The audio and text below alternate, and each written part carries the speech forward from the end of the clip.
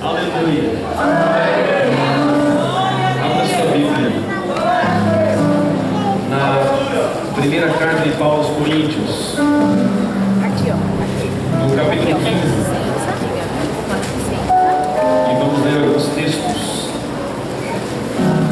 Antes, porém, é importante que nós façamos menção e lembrança, reforçando tudo que o superintendente Paulo falou, que esta noite é uma noite histórica.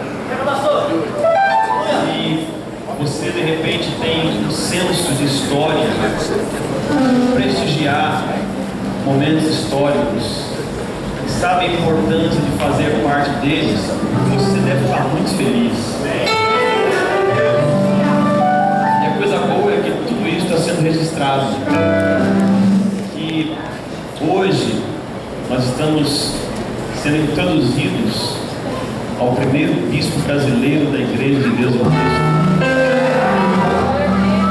E isso, de alguma forma, nos coloca na história. De alguma forma, te insere na história. Então eu quero, de antemão, honrar o nosso bispo, Ivo Mariano.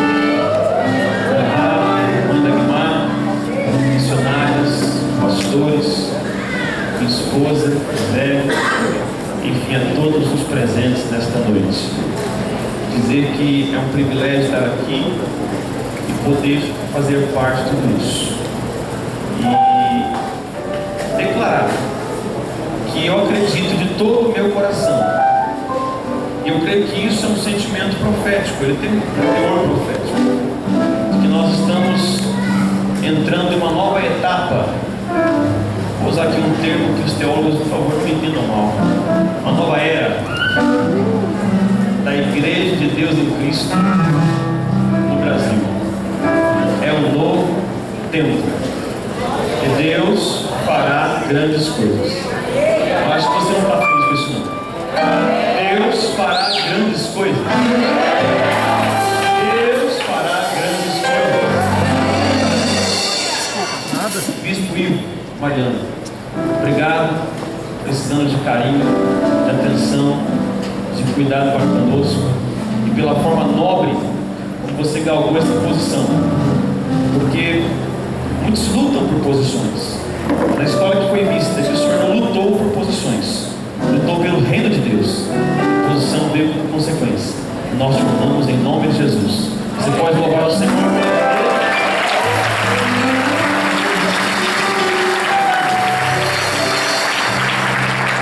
1 Coríntios capítulo 15, eu vou ser breve, prometo a você. Versículo 3 até o versículo 10. Vamos meditar na palavra do Senhor nesta noite brevemente. Versículo 3 diz: porque primeiramente vos entreguei o que também recebi, que Cristo morreu por nossos pecados segundo as Escrituras, e que foi sepultado, e que ressuscitou ao terceiro dia, segundo as Escrituras, que foi visto por Cefas, e depois pelos 12, depois foi visto uma vez por mais de 500 irmãos, dos quais vive ainda a maior parte, mas alguns já dormem também. Depois foi visto por Tiago, depois por todos os apóstolos, e por derradeiro de todos me apareceu também a mim como a um abortivo. Porque eu sou o menor dos apóstolos, que não sou digno de ser chamado apóstolo, pois que persegui a igreja de Deus. Mas, pela graça de Deus, sou o que sou. E a sua graça para comigo não foi vã, antes trabalhei muito mais do que todos eles. Todavia não eu, mas a graça de Deus que está comigo. Diga amém. Amém. Diga assim: quando Deus escolhe, cale-se. Agora vira para o irmão e fala assim, ó.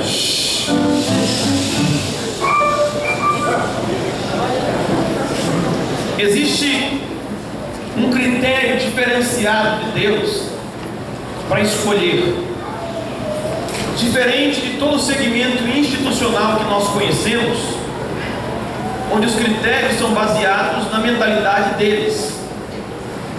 Toda instituição acadêmica, empresarial, qualquer nível, existem critérios para que pessoas sejam elevadas e promovidas, e esses critérios são variados.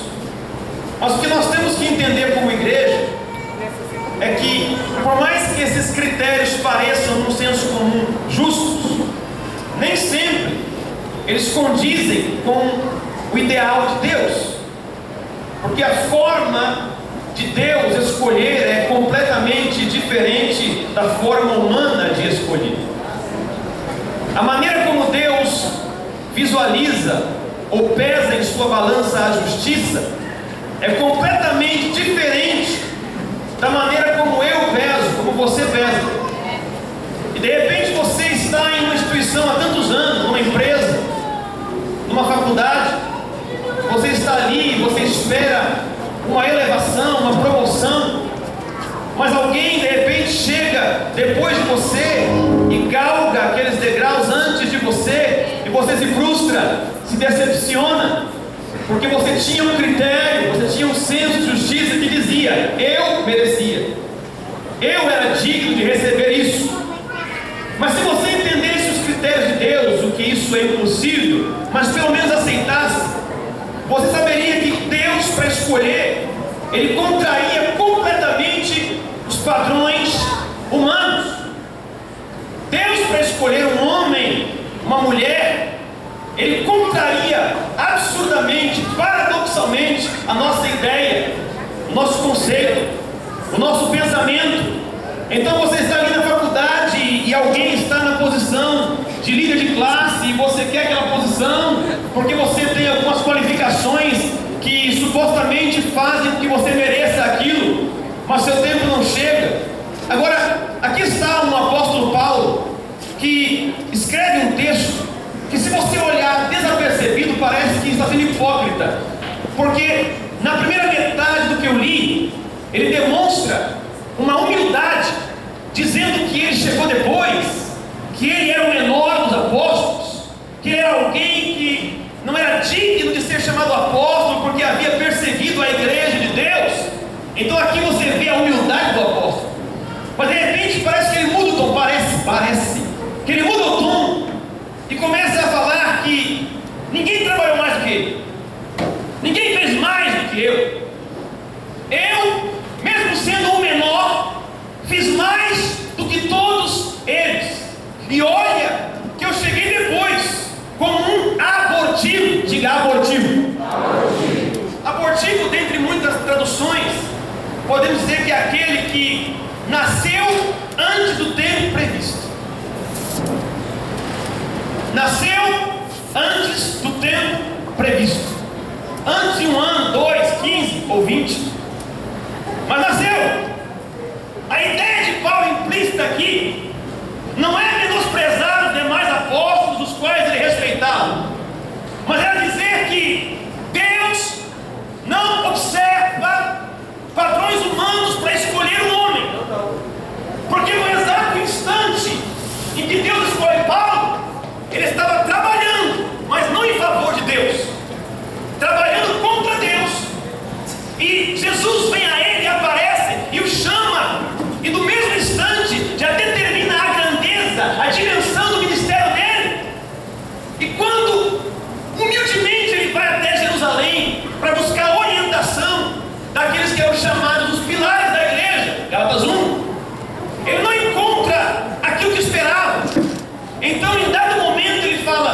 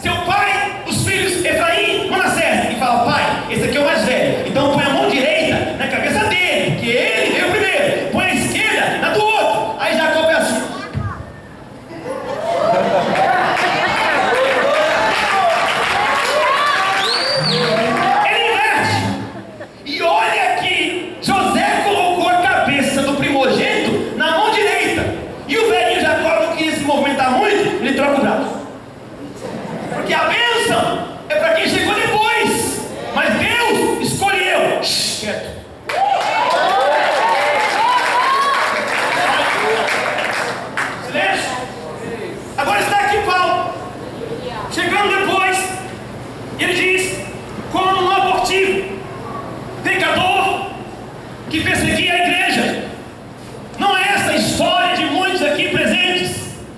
Que qualificação você tinha se não pecar? Sabe, eu gosto quando os filhos estão diante do pai, mas agora o filho pródigo, ele decide ir embora, e ele vai, leva a parte dele, mas quando ele volta, a Bíblia diz que mesmo assim, papai abraçou ele. Mesmo sendo ele o menor, eu estou dizendo que mesmo sendo alguém encontrado na calçada mais ampla da prostituição do parque do carro, mesmo alguém sendo encontrado no pior movimento GLS que pode haver, corta essa depois.